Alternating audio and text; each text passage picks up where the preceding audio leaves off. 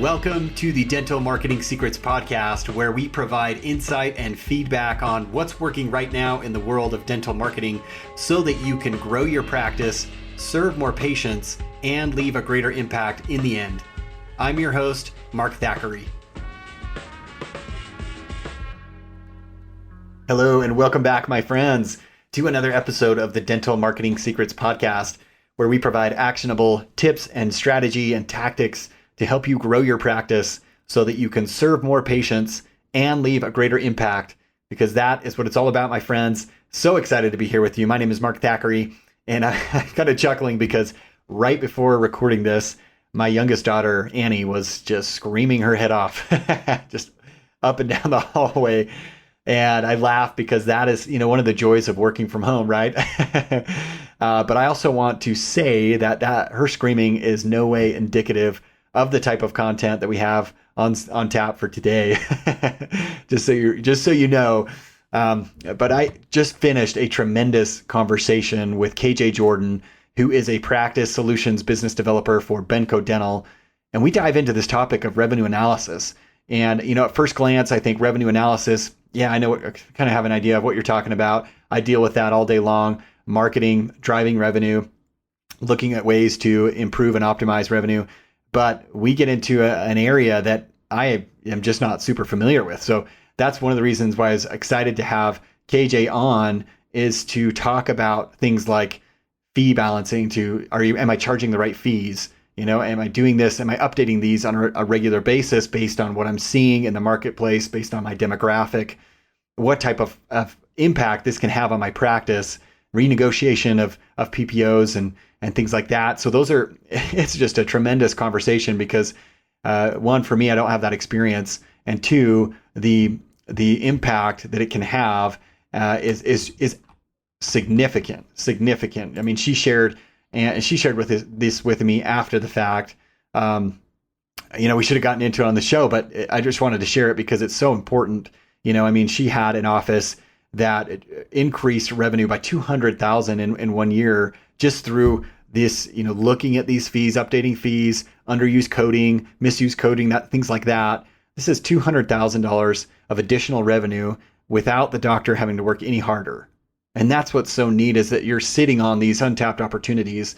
And this is the power of looking at this. Is why it's so important. I think this is so timely right now.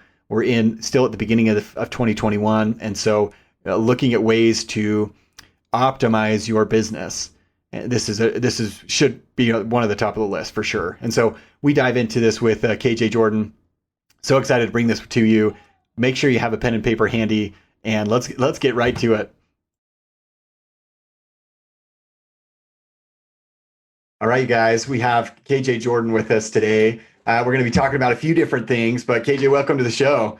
Thanks so much for having me. I appreciate it, Mark. Yeah, you bet. So we were right before we pressed record, we were talking about a number of different things. And we're so excited to jump into those because as I told you, I'm not super versed in this particular part of, dental practice and dental practice management. And so very, very excited to hear your experience, have you share your expertise. But what's fun about this, and we were talking about this going back and forth, is the neat thing is that there's so many different things to so many different elements of making a practice successful, and I was telling you how, our lane is very narrow, in that regard. So we do basically Facebook ads, we do some social media organic posting, we do email marketing and graphic design. Like that's kind of it. And you have this whole other, 90% of running a successful practice. And we're going to be talking about some of that today. So yeah, just as an intro, that's kind of, it's fun to have people like you on here that can bring a different perspective, that can bring your expertise in your lane, and just share that with the audience. So thanks for doing that. Very excited to get going. But let's take a minute too, KJ, and just share your experience in the dental world so people know kind of where you're coming from. Yeah, no, absolutely. I started as an office manager for a large DSO, and then I moved into a regional manager position. From there, I really wanted to work with a family-owned business. I just really wanted to change And I found this great company out in Maryland, which we were just talking about the O's. Yes. So I was fortunate enough to work for them, and I was the VP of operations there. So I've been very high level, but also in the trenches. And I just have a complete understanding of what it takes to kind of drive that success and the behavioral changes that are associated with success at the end and the results. And it's just been really exciting. This is my favorite industry I've ever been in. And hopefully I continue to just keep going and going with it.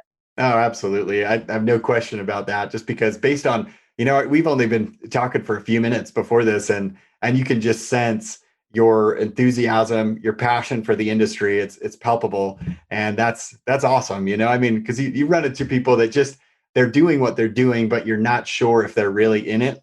I mean, if they're fully committed. But it's clear to me that you have found the right industry for you. And that's what I love. Is finding those individuals that really get excited about what they do, because I feel like in order to be really good at what you do, you have to be excited about it. I mean, otherwise you're not probably going to put in as much time or commitment to become as good as you could be. I agree with that. Yeah, so we're going to jump into a few different things, but and one thing I wanted you to share this again, KJ, because you said something that really struck me. You said, what did you say? You said dentists aren't necessarily competing with the dentist down the road. What you should share what you said earlier. Sure. Yeah, no, absolutely, Mark. I mean this wholeheartedly, but dentists aren't competing with the guy down the street or the gal down the street. You're competing with, Disney World, and you're competing on the addition to the house or the brand new TV in the basement. So there's this really great sense of community where we can share these best practices and all be successful. There's enough meat on the bone for all of us to take a bite. And I think that's really valuable to be part of something so special like that. Yeah. Yeah. And that's just such a key perspective to maintain, is that we're not in direct competition. I know that there's people feel like that's the case. They see someone building, opening up a shop down the street, a practice that opens, and there's plenty of them. There's no question. But the reality is there is so many opportunities, so much work for everyone to go around, that it is comes down to, that discretionary income. What are they using that towards? Is it Disney World with the family? Is it going on vacation somewhere else? Is it, adding to the house? And that's a key perspective, especially when you come to marketing and trying to understand, okay, what your patient's going through, because you got to speak to that. You've got to help walk them through that scenario, because those are thoughts that are going on in their mind. So understanding that, I think, is critical. So I love that insight. Thanks for sharing that. So let's get into one of the things we want to talk about today. I'll just ask this kind of set this up right here, is one of the biggest drivers of profit is charging the right fees, and this is something that can easily just be, man, you just kind of get in your routine and you're not really looking at this on a regular basis. But as a practice, let's start there. How do you know if you're actually charging the right amount for each procedure? It's a great question. And the key there is using an outside source that maybe has more information or more input. A lot of dentists, what they do is, or a lot of dentists that I've worked with in the past, let me correct that statement. They're like, oh yeah, I update my fees every year by a certain percentage, but you're not keeping up with the pace of the market. So it's really important to dive in specifically to the demographic, to your area, and know where you are, because you don't want that discrepancy or that variance to just enlarge. You want to be fair to the dentistry that you're putting out. Yeah. So you're looking at, it's not just a flat percentage. Is that what you're saying? But you're looking at the whole market as a whole. You're looking at your specific demographic. Yeah, that plays a huge role. You need to know your market and what the value is. There's a lot of third parties that do all these great things where they augment their data and can get, the most accurate data that they can. But there's a lot of great resources out there. I mean, I could count like 20 right now. So there's a lot of help out there that can really hone that in for a dental practice and allow them to be fair to the market, but also be fair to your patients, right? The last thing you want to do is increase your prices so much or inflate them so much that they're like, oh my gosh, what's happening here?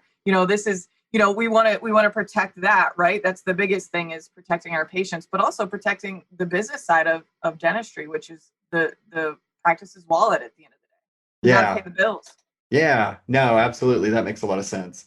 That makes a lot of sense. So you're saying to do this on, and your recommendation is to do this on a yearly basis. Is that, I mean, that's kind of the par for the course. That's what most practices are doing, or would you recommend doing it differently?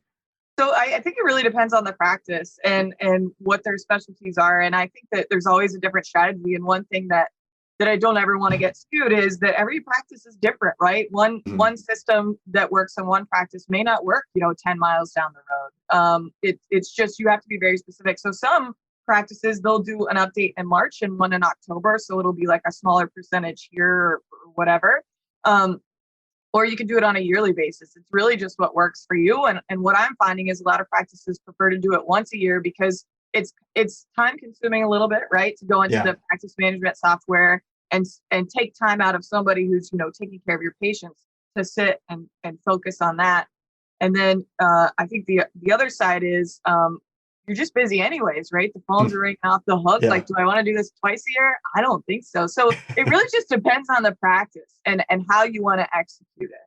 But I don't think there's necessarily a right or wrong answer as long as you're doing it yearly, right? Because the market changes constantly. And so you don't want, once again, going back to that variance, you don't want you to be so far behind and not making these increases 4 or 5 years down the road, and you're sorry, I didn't mean to say negotiate, but you're trying to get reimbursed for a higher rate. Well, it's not going to happen because you haven't increased your fees in 5 years. They're going to base it off of that fee that you're currently at, your current UCR. Interesting. Yeah. So as you were talking about this, KJ, I thought, okay, there's probably going to be some of those practices, whether it's the dentist or office manager, and they're just, I can see it right now, that they're maybe having a little bit of hesitation about raising their fees, Sure. So what would be how would you coach them through that process? No, I think that's a great point that you bring up. And so as far as the fees go, I think there's a couple of ways to look at this. One is, going back to my comment that I just made, is it when you stay relative to the market and you, let's say you're looking at negotiations, for example, and you're not 5 years behind and you've been updating your fees and submitting your full fees into insurance companies. Well, now they're going to look at that fee and not the one that you forgot to update 5 years ago. Right. So that's an important perspective. Another thing is, in most states, there's a legislation that's passed where practitioners are a little bit more protected than we think. You just have to look at your specific contracts. And what that means is they can't dictate your fee schedule. Interesting. Yeah, but you do have to look at your contracts, right? Because that's going to be something in the fine print. But there's a lot of states that pass legislation that protects that. So what happens is when you have a patient that has extensive treatment plans, because they, let's say they've been non-compliant for 15 years and they need 15 grand worth of work. Right. Well, typically your insurance is going to max out, depending on your state and your employer, is $1,500 to $2,000. Well, how are we going to pay for the rest of that? Well, now you have an out-of-pocket patient, right? And so if that variance isn't there and you're fair to your market value, you can discount on that and still be profitable on that without and help that patient out instead of being so far behind and a discount on top of that. It's just really being fair because you're paying. I mean, look at where we are today. Unfortunately, there's this global crisis of masks and gloves especially. Right. Like all these things are changing. So, dentists need to be able to afford those things. And once again, it's fair to the patient and the market, the return that you're going to get in the market, but also to the dentist and the dentistry that they're actually performing. So they eventually become cash patients. And then there's always cash patients anyway. So those are some kind of reasons I think it's important to do it. And just that compensation and getting that leverage with the negotiation to say, no, these are my full fees that I've been submitting for 1 year, is really going to give you some leverage when you are having that conversation, whether that's through a third party or somebody in your practice talking to the insurance company about raising the reimbursement rates. Yeah. Okay. Yeah, that makes sense. Yeah. And just what you're saying, I keep coming back to this idea of really, it comes down to business management. I mean, you're looking at, like you said, you see the rising costs of all these supplies and just everything really. It's crazy. Labor, And that's all factored in to your business, and if you're looking at the numbers and you're really breaking those down to determine your profitability, you're looking at that consistently, you're going to notice that it's starting to cut into all your profitability. If you're not raising your rates, then I'm sorry, you're just not going to be quite as profitable. And the worst case scenario, I mean, this would be absolute worst case scenario, is that you're not going to be able to keep your doors open. I mean, I don't think it's as drastic maybe as that, but that's kind of the route you take, or the risk you run if you're not paying attention to those numbers. Your goal is, you want to serve patients. I understand that. That's probably why you came into the profession. You love helping, you love serving, but also you need to, in order to serve more people, you have to do the business right. You have to do their numbers right, and fees are a big part of that. Absolutely. So what, and this is probably a question too that you get all the time is, and you alluded to a little bit, but why should I update my fees when PPOs are determining what will be reimbursed? So talk to us a little bit more about that. Yeah, I think the biggest thing is they don't necessarily, and you also have options, right? So the options are, okay, I can negotiate, I can work with third party, businesses that can help me. Or, you may have somebody in your practice that knows how to negotiate and really can put that time in, and it doesn't take away from the business, which is really an important weight that I ask people when they're looking to negotiate is, hey, can you afford to take that office manager that's super bright and like cranking out treatment plans, making sure all the claims are submitted? They wear so many hats, they're responsible for so much. Do you have the ability to take them out of that? Or is it worth it to pay somebody else to do it so you can continue, giving the best quality of care, not only from the service standpoint of the dentistry, but also from the service person to person interactions, right? That's a huge deal. People want to be treated well, and people don't really want to be at the dentist, unfortunately. So somebody's got to buffer that and help them feel a little bit at ease, right? We have to have empathy there. So I think that's a critical question to ask. And then I think the other thing is, just staying relative to the market, like understanding the pace of the market and what's happening in your specific demographic, but also you are eventually going to have cash patients. Not everybody's healthy. And that's unfortunate. But, like you said, I think dentists are in this industry because, they're here to serve people, and they have this specific kind of heart. I've worked for all kinds of dentists, and right. The root of their heart is very similar. They want to take care of people, and maybe for free sometimes, they're just good-hearted people, and they care about helping others. So to offset that a little bit is to increase these fees to be able to afford like the PPE influxes that we're incurring now, but also those patients that do have extensive treatment plans, they exhaust their benefits. Well, what happens then?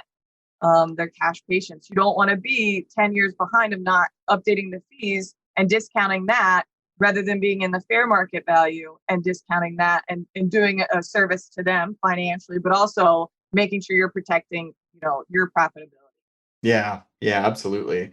Absolutely. So one additional question I had for you was, as you were talking about negotiating rates, how much leeway is there with that? I mean, it's again, I don't have a ton of experience dealing with these, PPOs. How much latitude is there in that negotiation process?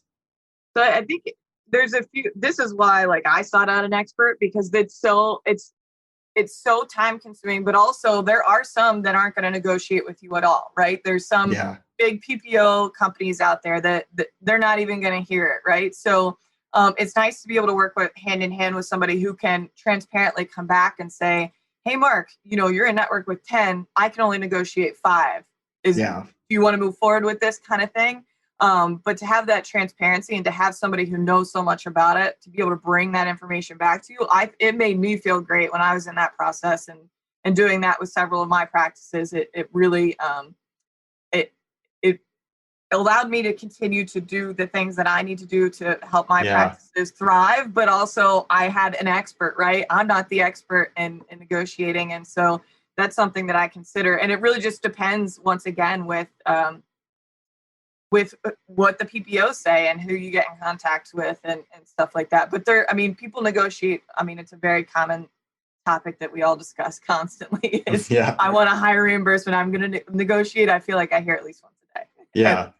Well, and that's important to remember is just the time commitment, the time investment. If you're trying to do this by yourself on your own, man, I mean, I think of all those practices that I've talked to from a marketing standpoint that try to do that, whether they're, looking to, run their own campaigns, even do SEO or things that are just, it takes so much time and effort to even get going on that first step. And to your point, I mean, trying to identify which which carriers are going to be are negotiable, are open to negotiation, and then imagine spending 10 hours, then finally realizing that, hey, they're not even going to budge, I mean, but to have someone who can look at that and say, it's not even worth your time to go down that route. Here's the ones that can, you want to focus on those. So I think that's, something very, very important to remember because, and you alluded to this too. It's just, and you've done this too. I mean, you as a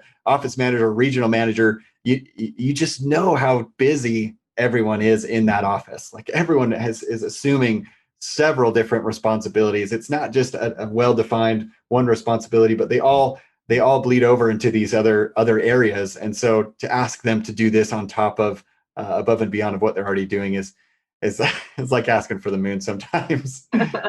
And some people can do it, but I agree with you. I think you played that out really well because, I mean, once again, go to the expert. And that's just my opinion because I want to work smartly and effectively use my time. And you're right. You could spend 10 hours, on something and get nowhere. Like that's pretty frustrating, especially considering all this other work that people have on their plate. So I think that's a great point.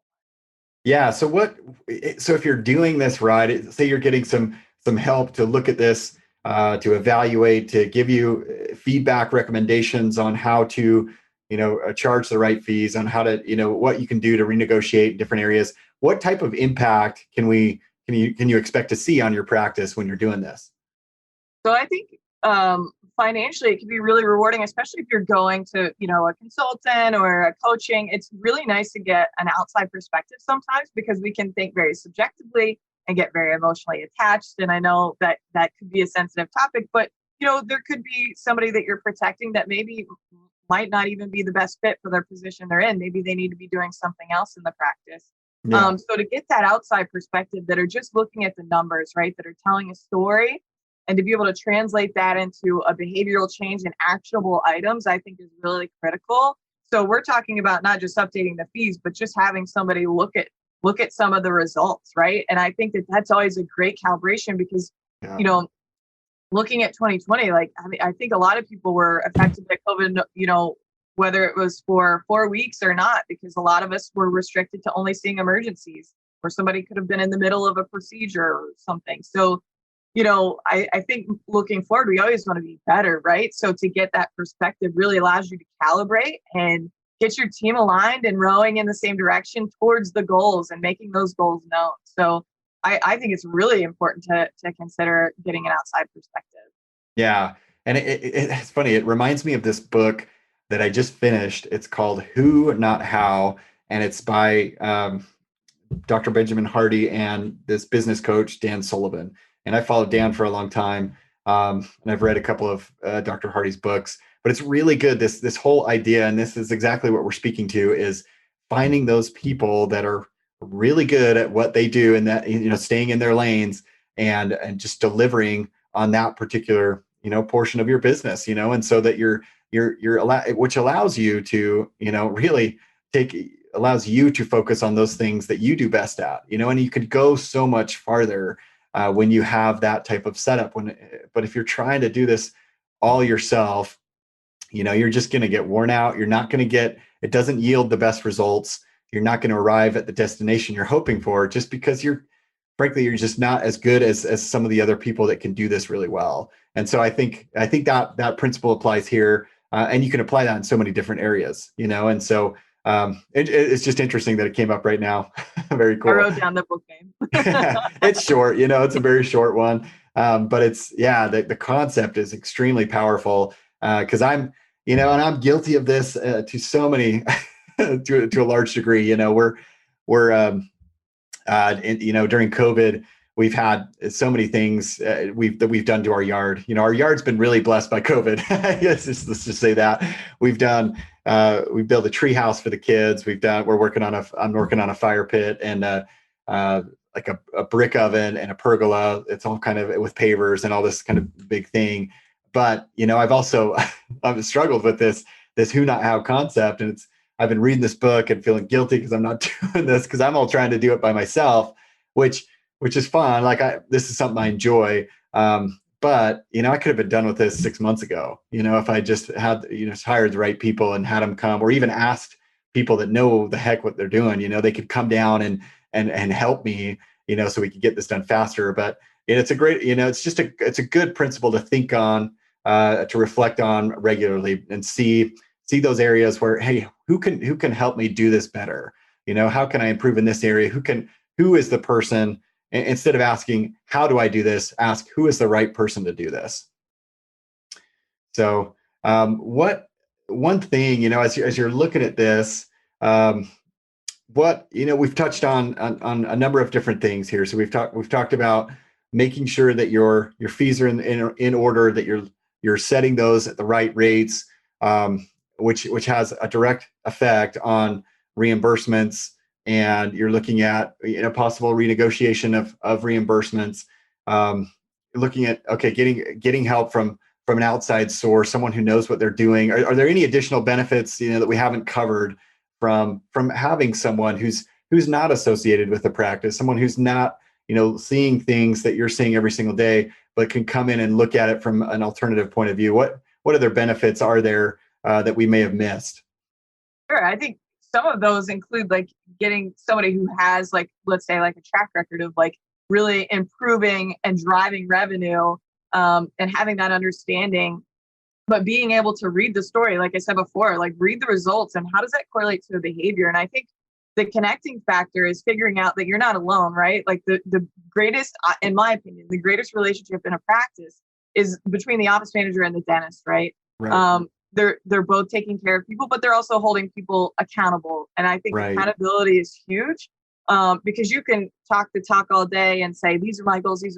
But if you're not calibrating with your team, coaching in the moment, gaining commitment, and that accountability culture is not going to be there. So I think being able to kind of get this high level assessment, and then being able to work with that person to say, hey, here's the roadmap to the goals that I want in my practice based on the information that you just shared with me.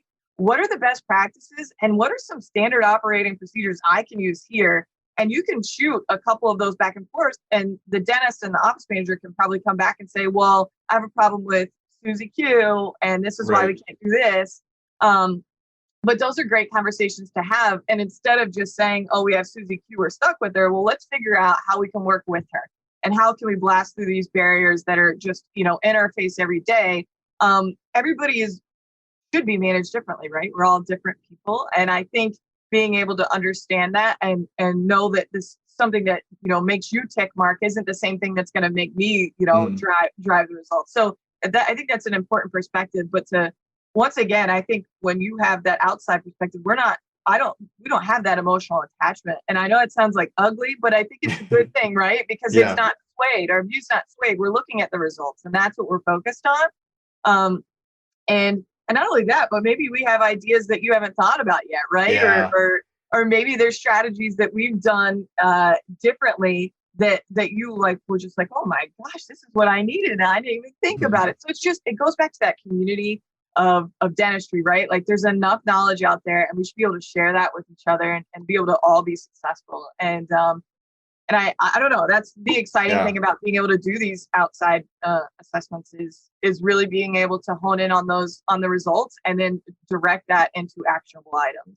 Yeah, and it's just it really is having someone identify blind spots for you, and if you've been there before. I think of someone who's been to the top of the mountain and is out there and can see your path below, and say, hey, you're going to want to take a right in about 10 yards, otherwise you're going to face a steep cliff, so just they can see that high level where they've already been where you are, and so they know the pitfalls, they know the challenges of having a team member that's just it's hard to get buy-in from that team member, and they can offer that type of advice. And a lot of times too, I mean, this happens to me quite a bit where I think deep down, subconsciously or intellectually, I understand the road that I need to take forward, but I need that validation from someone else to say, yes, you need to do this, for me to sometimes just take action and go 100% in that direction. So yeah, having someone who is emotionally unattached to the situation, because we all know that emotions can distort your perception of things a little bit or a lot of it. And so have someone that's on the outside looking in and just giving you some direction. And that's what's cool about this, is that, these are people that care about the success of your business. It's not that they're, when we say emotionally unattached, it's not that they don't care about that. They're not, these hard-nosed, so totally focused on the numbers type people, but they really just want the best for you, and your business, because that's, their business, their success is predicated on your success and growth. And so having someone in your corner that can do that for you is a tremendous asset. No question. And I love what you said, KJ, too, just how it really can bring in your team all together, because there are going to be challenges with implementing new practices, not practice, but best practices, I guess. Yeah. And applying those, to your specific practice. But when you can get everyone on board, and this could be the catalyst that really brings everyone together, so that you are, like you said, rowing in that same direction, and it's going to allow you to really catapult yourself to a much better situation down the road. And so, yeah, I think that's a huge thing to remember, is the team aspect of all this.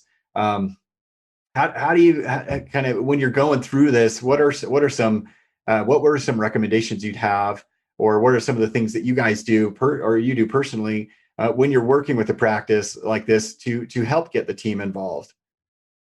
That's a great question. I think there's many things, but like, you have to have the right people in the right place, but you also have to curate this beautiful culture. And how can you do that? In my opinion, you can do that by, amplifying goals, talking about them daily. Right. Hey, and not overloading. I don't think that 20 goals is the answer. Let's say 3 goals a month, right? You master those, you move on, and that just becomes part of your everyday success. And then you're just adding and adding and adding.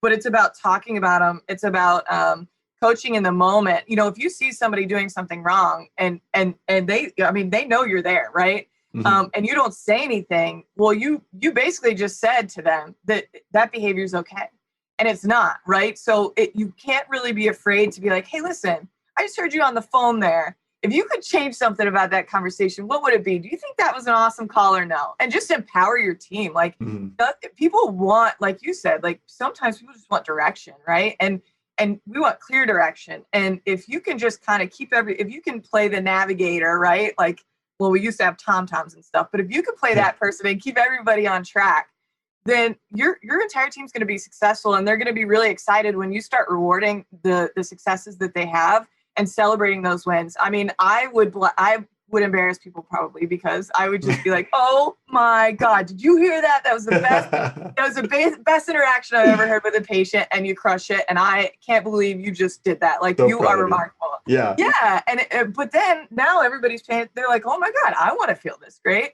Yeah. And it's so intoxicating, but it also helps the patients. Patients know when there's a wedge driven between, staff members. They can feel that. I mean, they're already stressed. Once again, I know this is hard to hear, but they don't necessarily want to be at the dentist, right? Yeah. There's this fear of the dentist. Yeah. And so, but when you have the opposite, people are like, oh my God, your reviews go up. There's just all these successes that come. So vocalize those goals, coach in the moment, get people excited and bought in. Like, this is for the betterment. Why, and ask people, why are you in this industry? And most people will say, because they want to help others, right? And to see somebody do like a full mouth rehab, that is like, I mean, I've seen tears and tears. Oh, yeah. That's game changer. It's life changing, and their confidence changes. And it's just like overwhelming how great it feels to see a dentist be able to do that. And you help like schedule these appointments and get them on the books urgently. And I don't know, it's just a magical thing, but it's all about the culture and really sharing sharing the goals and holding the team accountable. It's okay if somebody makes mistakes, but you've got to have the conversation around how to empower them to do better and let them answer that.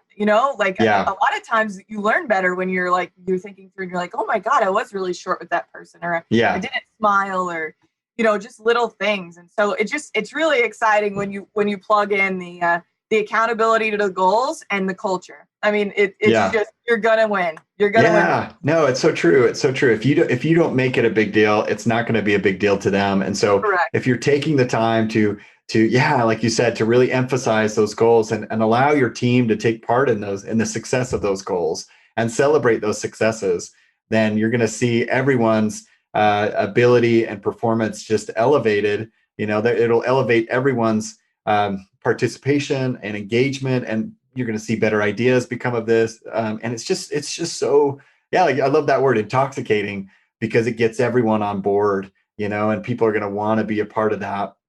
And I love too, this whole idea of keeping focus on the why you're doing this, and that's something that we talk a lot about with our clients and even on the podcast, is making the patient the hero of your story, and so remembering the why you're doing this. And I loved the example you gave of a smile makeover, and that being able to do that for a patient, and then just to witness that. I mean, that would be so cool to just have that patient like walk around, have all the team come in and celebrate that moment for that patient, and know that they each took part in the success of that. It could have been whether it's the hygienist or the assistant that's prompting them or encouraging them to, hey, let's just talk about this. Let's explore this opportunity. I mean, because that takes courage, right? I mean, to ask someone about that and to get them on board, to fill them up with hope and that this could be right for them, and then to do the actual procedure. And then how cool would that be as a patient to have this whole practice come together and really celebrate something that is so life-changing like that? I mean, to know that you have the support of the entire team would be, man, that would be phenomenal. Just absolutely phenomenal. So yeah, lots of great things, and just the whole role of the team is critical, and that's just going to make everyone closer together, more excited to come to work, more excited to do what they do. Yeah, there's going to be parts that are just, you kind of have to grit your teeth and get through. But for the most part, this vision is gonna carry you, into a better position overall as a practice. I love that. So, Kate, I know we could keep going on this forever, but we're kind of coming up on time. Do you have any last comments on what we've talked about so far? I think just simply just remember the why, and remember to expose the why. Why are you here? Why are you doing this? Why are you in dentistry? And for the most part, people have a similar story, right? And share those wins, not just your wins with the coaching, but the wins with these patients, right? Like, yes. To be so scared and to like walk out and like you're smile and they can't stop smiling. I mean, I get emotional talking about it, because it's like it's so like encouraging, and it just reminds you that like you're in this industry to help people, and whether that be get them out of pain or like a physical change, whatever that is. And it's just so powerful. And when you get people who are about that service type, livelihood that we want to be part of, I think you get a lot of great people around you. So it's kind of easy to curate this really awesome culture and really celebrate the wins and kind of have conversations around those opportunities that maybe, whoever it is in the practice that needs it. But and it's just this perpetual circle of just fun. And you wake up and you can't wait to get to work. And I feel like people deserve that, right? We work hard and we work a lot, and you should love what you do. And Absolutely. I think it's just simple reminders is really the only takeaway. I want people to feel good about what they do and be passionate about it. Couldn't have said it any better. Perfect way to wrap this all up. KJ, thank you so much for spending time with us. So if people are interested, learning more about what you guys do or connecting with you personally, what's the best way to get in touch with you? So we have my email, which is, you want me to say it or do you want me to say it? Yeah, say it, and then I'll post it in the show notes. But just say it on here. Sure. So KJ8713@benco.com. We also have a practice coaching email, which I'll send to you, so you can put it in the notes as well. Cool. And awesome. KJ Jordan, Practice Solutions Business Developer at Benco. So glad to have you on here. We'll definitely have to have you back. I love talking with you. Yeah, you're just a great person to connect with. So much energy, tons of expertise. Thank you so much for coming on the show. Thank you so much, Mark. I really had a great time. Hey, my friends. Thank you for joining us today on the show. And if you haven't yet, be sure to check out our website for resources, downloads, and additional information at www.dentalmarketingsecretspodcast.com. Again, that's dentalmarketingsecretspodcast.com. And we'll catch you next time on the show.